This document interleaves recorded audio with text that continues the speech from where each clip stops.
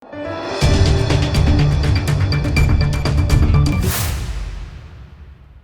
દર્શક મિત્રો, આપ જોઈ રહ્યા છો લોકમૈત્રી ન્યૂઝ. હું છું એન્કર અર્પિતા પટેલ. હવે જોઈએ અગત્યના સમાચાર. દિલ્હીના બે ઇસમોને વડોદરા સાયબર ક્રાઇમે શેર માર્કેટમાં રોકાણ કરવાના બહાને ઠગાઈ કરતા પકડી પડ્યા હતા. શેર માર્કેટમાં રોકાણ કરવાના બહાને લોકો સાથે કરતા હતા ઠગાઈ. લોકોને વોટ્સએપ ગ્રુપમાં જોડાવવામાં આવતા અને શેર માર્કેટમાં રોકાણ અંગેની ટિપ્સ આપવામાં આવતી. બનાવટી એપ્લિકેશન દ્વારા રજીસ્ટ્રેશન કરવામાં આવ્યું હતું. શરૂઆતમાં ટ્રેનિંગ મારફતે બનાવતી એપ્લિકેશનમાં નફો બતાવેલ, ત્યારબાદ વિશ્વાસમાં લઈને વિશ્વાસઘાત આચરવામાં આવ્યું.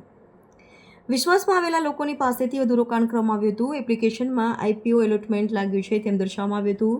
અલગ અલગ કંપનીના શેર ખરીદવા તેમજ RTO ખરીદવાને બહાને 15,70,001 રૂપિયા ફરિયાદી પાસે અલગ અલગ બેંક એકાઉન્ટમાં ભરાવ્યા. ફરિયાદી પાસે અલગ અલગ બેંક એકાઉન્ટમાં ભરાવડાવી તે પૈકી રૂપિયા 2 લાખ ફરિયાદીના બેંક ખાતામાં પરત જમા કરાવી વિશ્વાસમાં લઈ બાકીના નાણાં ફરિયાદીને પરત ન કર્યા. ફરિયાદીને પોતાની સાથે રૂપિયા 13,70,001ની નાણાકીય છેતરપિંડી થયેલની નોંધાવી ફરિયાદ. Bureau report, Lokmaitri news, Vadodara. Vadodara શહેર સાયબર ક્રાઇમ પોલીસ સ્ટેશન ખાતે 13/25ની FIR રજીસ્ટર કરવામાં આવેલ, જેમાં ફરિયાદીને ઇન્વેસ્ટમેન્ટના પ્રલોભન આપીને 13,70,000નું ટોટલ ફ્રોડ કરવામાં આવેલ. જે બાબતે અગાઉ 4 આરોપીઓ પકડાયેલ અને એમની પાસેથી 5.5 લાખ રૂપિયા, 20થી વધુ મોબાઈલ અને 25 પાસબુક કબજે કરવામાં આવેલ.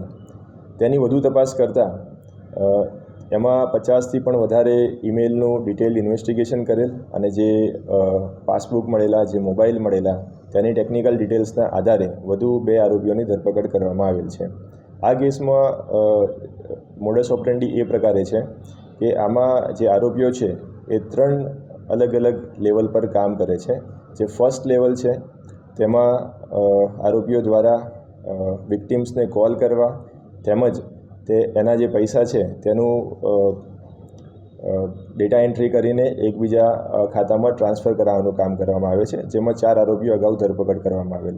જે સેકન્ડ લેવલ છે તેમાં જે નાના પૈસા જે છે ટ્રાન્ઝેક્શન્સના, એને વિવિધ એકાઉન્ટ્સમાં લેયરિંગ કરવા અને તેને આંગળીયા અથવા તો ક્રિપ્ટોમાં કન્વર્ટ કરીને વિદેશમાં મોકલવાના, એ સેકન્ડ લેયર. અને આ તપાસમાં એક થર્ડ લેવલ પર સામે આવ્યું છે, જેમાં આમના દ્વારા જ એક લીગલ ટીમ બનાવીને આઈઓને પ્રભાવિત કરવાના કામ કરવામાં આવતા હતા. જે બાબતે એક આરોપી ઇન્દરપાલ છે તેની ધરપકડ કરવામાં આવેલ છે.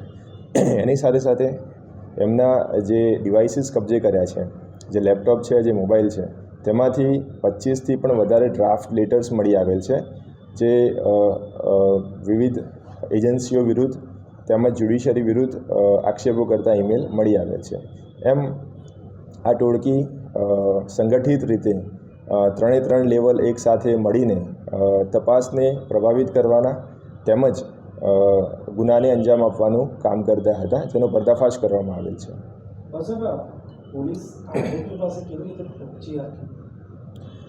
ટેકનિકલ અને હ્યુમન ઇન્ટેલિજન્સથી અને અગાઉ અમને જે પણ ડિવાઇસીસ કબજે કર્યા હતા તેમજ જે અમને 50થી પણ વધુ મેઇલ આઈડી આમાં મળી આવેલ, તે તમામનું ઇન્વેસ્ટિગેશન કરતા અને તેની ઇન્ટરલિંકેજીસ ડેવલપ કરતા આરોપીઓની ધરપકડ કરવામાં આવેલ છે. તેની વધુ તપાસ જારી છે, પરંતુ આ લોકો એકબીજાને મળીને સંગઠિત રીતે કામ કરતા હતા. દિલ્હી ખાતેથી ઓપરેટ થતું હતું. તે બાબતે વધુ તપાસ જારી છે. લોકમૈત્રી ન્યૂઝ સાથે જોડાયેલા રહેવા અમારા YouTube ચેનલને સબસ્ક્રાઇબ કરી ફેસબુક અને Instagram પેજને લાઇક અને શેર કરો.